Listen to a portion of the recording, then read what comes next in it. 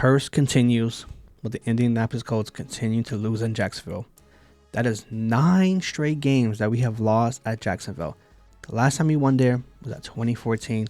And since then, we had 3 different head coaches. Chuck Pagano, Frank Wright, and now Shane Steichen. And we can still not beat Jacksonville at Jacksonville. And we had a gazillion quarterbacks, still couldn't get it done. And now we have to wait until next year, 2024. We will be reaching the possible 10-year mark since the last time we won at Jacksonville. And this game right here was an ass whooping. We committed 4 turnovers, and the Jacksonville Jaguars scored 17 points over those turnovers. And Garnder Minshew showcased why he's a backup quarterback. Giving him the ball 55 times is not a formula for success with Garnder Minshew. And this showcasing this game that he is a great relief pitcher, not a starter. This is why he's a backup quarterback. Thinking, all right, his first time coming back to Jacksonville since being traded away, maybe add a little juice to him. But no. He threw 3 interceptions. It could have been 5 to 6 interceptions. Garnder Minshew had a horrible day with the passing game. And I have no idea what to say. Giving the ball 55 times, I was not a fan of it. And Shane Steichen to get away from the running game. Granted, I understand that the game got out of hand really quick. It was 14-3, I believe, in the first quarter. That first drive was really, really good. And I thought, you know what? It's going to be a competitive day. But no. After those turnovers started happening, it was just a long day for the Colts. And Zach Moss and Jonathan Taylor only combined for 15 carries, over 40 yards rushing. The reason why we won 3 games this year is because of the running game.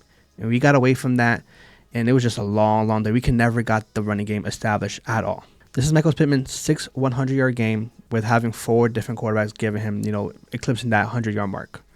Kyler Granton, he has some key plays, but unfortunately, I think to me, they were garbage yards.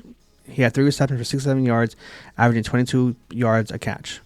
Jonathan Taylor did have a great 40-yard run. They was really, really good as well, too. Besides that, the offense was a disaster to the entire day. The passing game, like I said before, yes, he threw for 329 yards, but still, 55 times on Garner Mitchell's hands, I'm not a big fan of that. He only had 1 touchdown as well, too.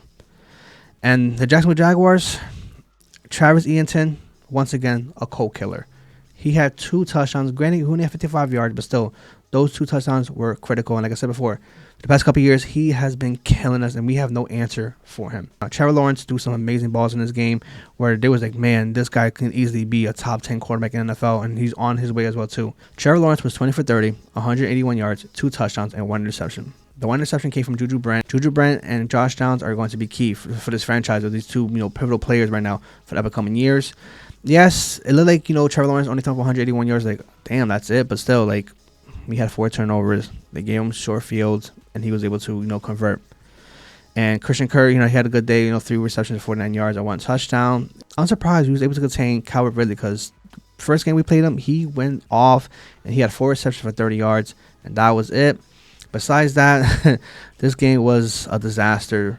For total yards, yeah, we beat them for 354 to 233. Passing yards, we just demolished them right there. But the rushing game, they beat us 85 to 44. Like I said before, the rushing game, when it's going, we can win these games.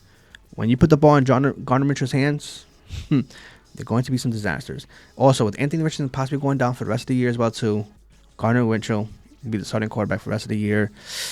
And yeah, I don't know how to feel about that because, like I said before, he's a great relief pitcher. I don't think he's a great starter. And I believe the Colts, as of right now, just looking at the schedule, we may finish 9-7 at best or 8-9. This team right here is a great 500 team. If we have Anthony Richardson, I believe we could have been at least a 7 seed in the AFC.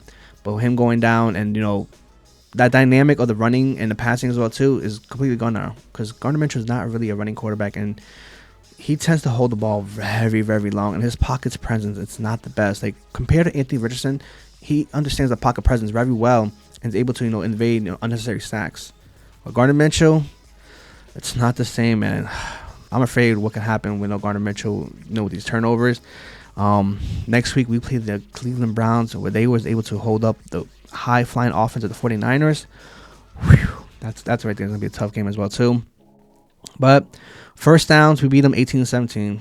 Okay, like I said before, kind of garbage yards. Third down efficiency, very, very bad. 6 for 17. Did not like that.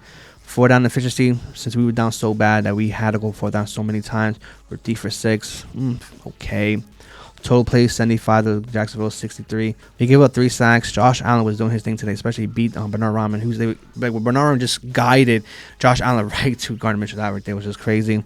Penalty 6 for 46 yards. We gave up a fumble and 3 interceptions. 2-1, and like I said before, Colts had 4 turnovers to Jacksonville's 1, and that's why we lost that game. And like I said before, Jacksonville scored 17 points over our turnovers, which is detrimental, and then we cannot win those games. When you lose a turnover battle, most of the time you're going to lose that game. And once again, 9 straight years of the Colts losing to Jacksonville, and we have to wait again to 2024, and hopefully we can end that streak, because at that point we 10 years since we went to Jacksonville. My goodness. But guys, before I end this, comment below what you guys think about this game, and are you terrified for next week as a Cleveland Browns? That defense is really, really good. What do you guys think about this curse at Jacksonville? Like, man, we're going at 9 years. My goodness. But till then, hit the subscribe button. And as always, go Colts.